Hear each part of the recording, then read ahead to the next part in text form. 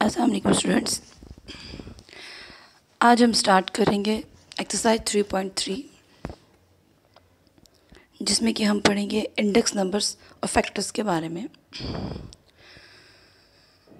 Index number, जैसे question number 1 आपको नज़र आ रहा है, express the following factors by using the index number. Index number होता क्या है? इंडेक्स नंबर एक्चुअली पावर की का ही सेकेंड नेम है। जैसे हम पहले पढ़ते थे ना कि किसी भी क्वेश्चन को पावर की फॉर्म में लिखना बेसिकली होता है ये वैसे ही है, बस थोड़ा सा मेथड चेंज होगा। मेथड भी तकरीबन सेम ही है, बस थोड़ा सा इसमें चेंज आता है। फर्स्ट ऑफ ऑल तो इसका नेम चेंज है। पहले हम पढ़ते थे पावर में लिखना, अब हम पढ़ेंगे इंडेक्स नंबर नोटेशन में लिखना। जैसे कि क्वेश्चन नंबर 1 लिखा है 13 multiply 13 multiply 13। Actually index notation का मतलब, या इंडेक्स नोटेशन हम यूज़ तब करते हैं जब हमारे पास बहुत ज़्यादा मल्टीप्लिकेशन के क्वेश्चन हो, तो मल्टीप्लाई में क्वेश्चन लिखा जाए, उसे हम एक शॉर्ट फॉर्म में क्विकली सॉल्व करना हो तो हम इंडेक्स नोटेशन का मेथड अप्लाई करते हैं।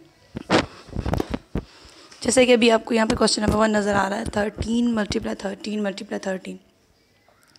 हम इसको लिखेंगे इंडेक्स नोटेशन में, तो उसके लिए पहले हम देखेंगे कि इसकी पावर कितनी है। किसी भी वैल्यू के साथ अगर कुछ भी लाई नहीं करता, कोई भी पावर नहीं लिखी जाती है, तो आपको पता है कि वहाँ पे एक 1 वैल्यू लाई करती है, और अगर किसी भी वैल्यू के साथ कोई साइन नहीं होता तो वहाँ पे पॉजिटिव साइन मीन्स के प्लस का साइन हमेशा होता है। अब यहाँ पे क्वेश्चन नंबर 1 में 13 के पावर कुछ भी नहीं, इट्स मीन यहाँ पे भी 1 है, यहाँ पे भी पावर 1 है, यहाँ पे भी पावर 1 है। इसको जब हम इंडेक्स नोटेशन में लिखेंगे तो हम इसकी एक्चुअली पावर को ऐड करेंगे 1 2 3।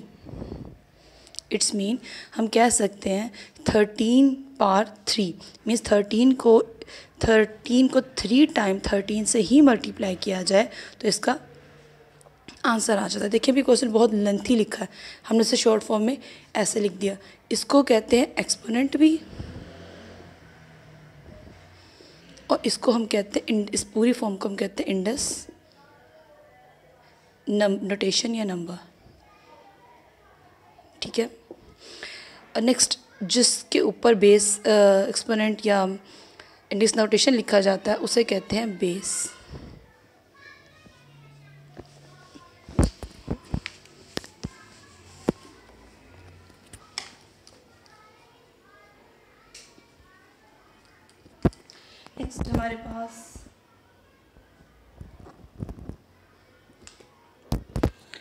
नेक्स्ट हमारे पास क्वेश्चन है, डेट इज़ 2 मल्टीप्लाई 2 मल्टीप्लाई 2। कितने टाइम 2 है यहाँ पर? 3 टाइम। तो हम यहाँ पे 2 बेस पावर 3, मतलब 2 की नोटेशन इंडेक्स नोटेशन क्या है? 3। इसी तरह यहाँ पे नेक्स्ट 3 है। अब देखिए यहाँ पे डिफरेंट है, वहाँ पे सेम बेस वैल्यू उसकी सेम थी। अब यहाँ पे base value 3 different base values हैं, तो हमने उन तीनों को अलग अलग काउंट करना है। मीन्स ये 2 का पेयर सेम है, ये 3 का पेयर सेम है, ये 5 का पेयर सेम है। अब यहाँ पे 3 बेस पावर क्या है इसकी? 2, और मल्टीप्लिकेशन का साइन वैसे ही, क्योंकि ये फैक्टर्स ऑलरेडी किसी वैल्यू के दिए गए हैं। Multiply 5 power 2। क्लियर हो गया?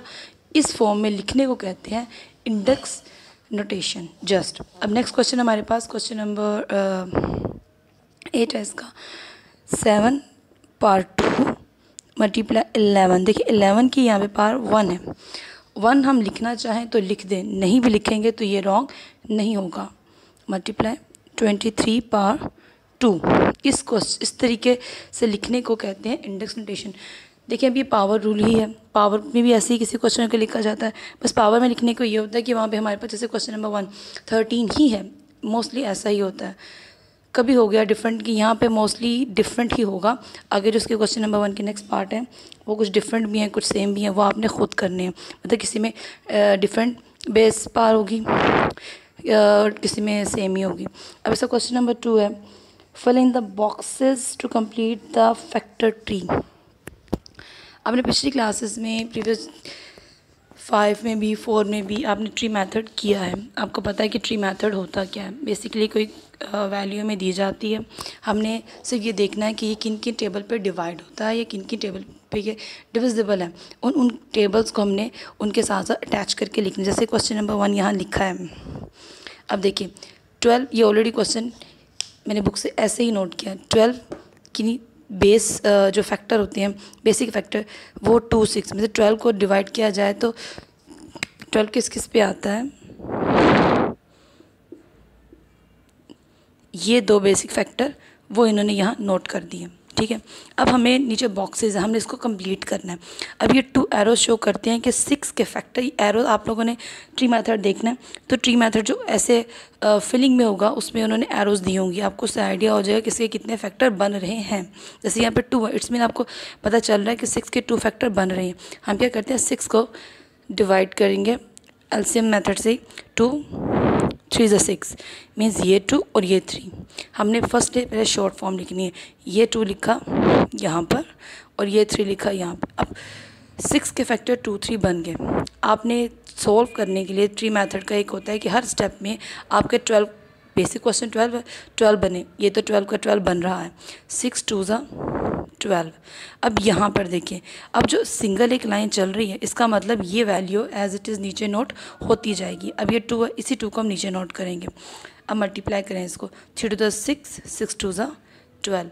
हमारे पास ट्री जब मेथड होता है उसमें हर लाइन को मल्टीप्लाई करने के बाद उसका जनरल क्वेश्चन आना चाहिए। अगर वो क्वेश्चन नहीं बन रहा होगा तो इट्स मीन आपकी मल्टीप्लिकेशन कहीं ना कहीं पे आपने रॉन्ग कर दी है।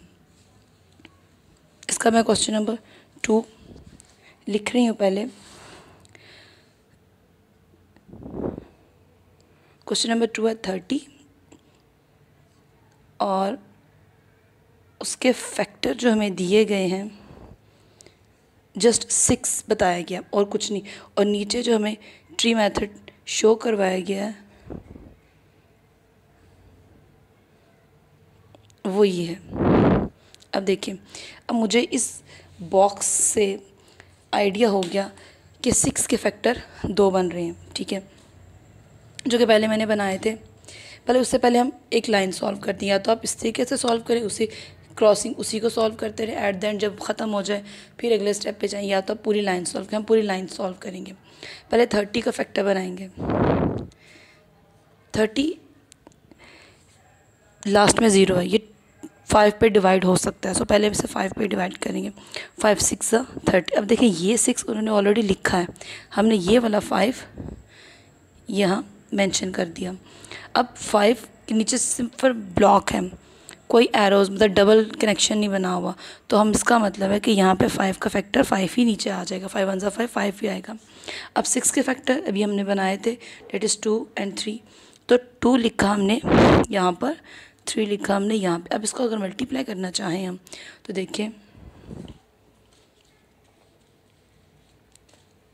जो ट्री मेथड का रूल होता है कि हर लाइन में वो जो गिवन क्वेश्चन होता है वो कंप्लीट होना चाहिए। 6 5 ज़ा 30 यहाँ पे भी होता है, 3 2 ज़ा 6 6 5 ज़ा 30। इट्स मीन कि हमारी हर लाइन पे 30 कंप्लीट हो रहा है।